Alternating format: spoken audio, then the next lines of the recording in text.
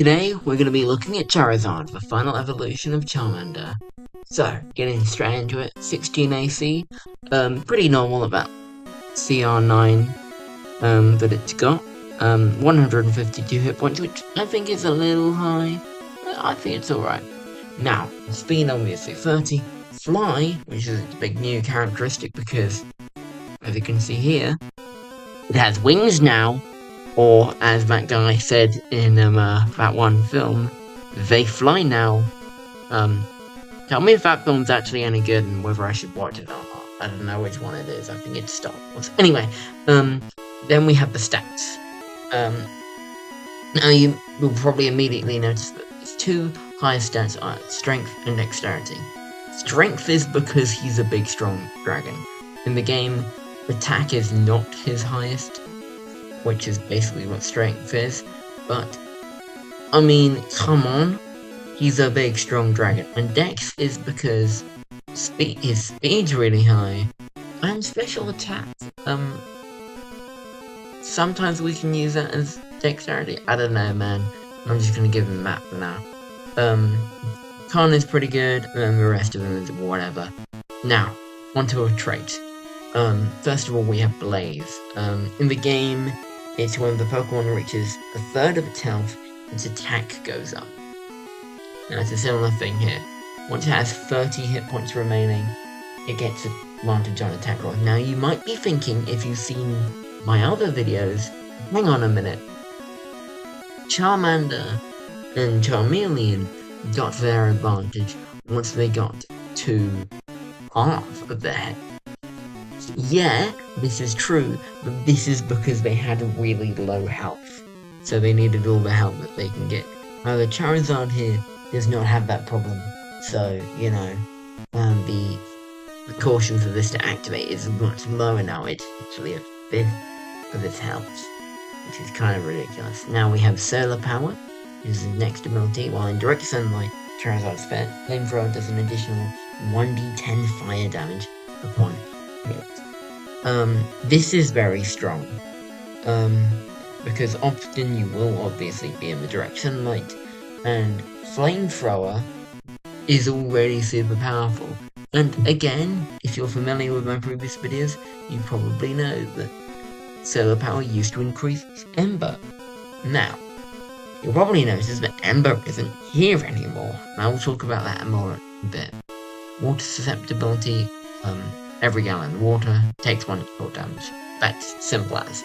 Now, let's get on to the attacks. First of all, we have Flamethrower, mentioned earlier. So it's got Recharge 5 to 6, which I thought was fair enough, and similar attacks tend to have it too. Charizard's tail flame glows a scorching red and blows out a stream of intense fire in a 60-foot cone. Any creature within range must succeed a DC 16 Dexterity saving throw to take an average of 44, which is 80-10 fire damage, or half as much on success. And then the flammable object thing too. This is powerful, obviously, and the range is very big too, which is why it's recharge. Something I always thought when making Pokemon, particularly fire-type Pokemon, is I never want to make them generic, which is why a lot of them don't actually have Flamethrower, because when you think of generic fire-type attack, you think of Flamethrower. So on my latest stat blocks, like with Moltres and these different ones, they won't have Flamethrower, and they'll have a more interesting move with more interesting effect. But Charizard, come on, like, it's basically the main fire type, so I thought it'd have a pretty generic fire move, but it's still strong, even though it's generic. Now we have multi-attack, which is now wing attack instead of Ember. Now you might be asking why.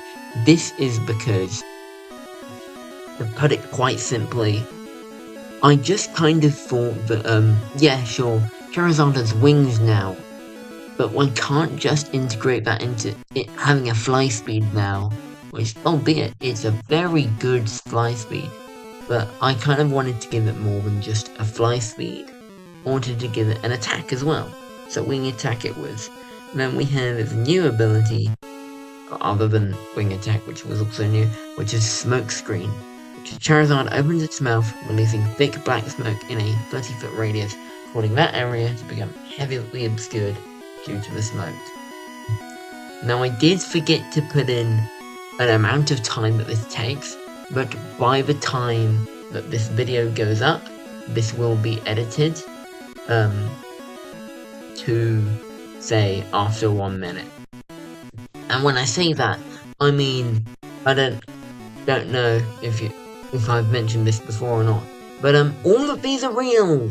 You can go to the Lake Guardian on D&D Beyond, and you will find all of these, and a fuck ton more, because, oh my god, I've made a lot of these, so you'll see them, but you won't have my commentary for the different abilities.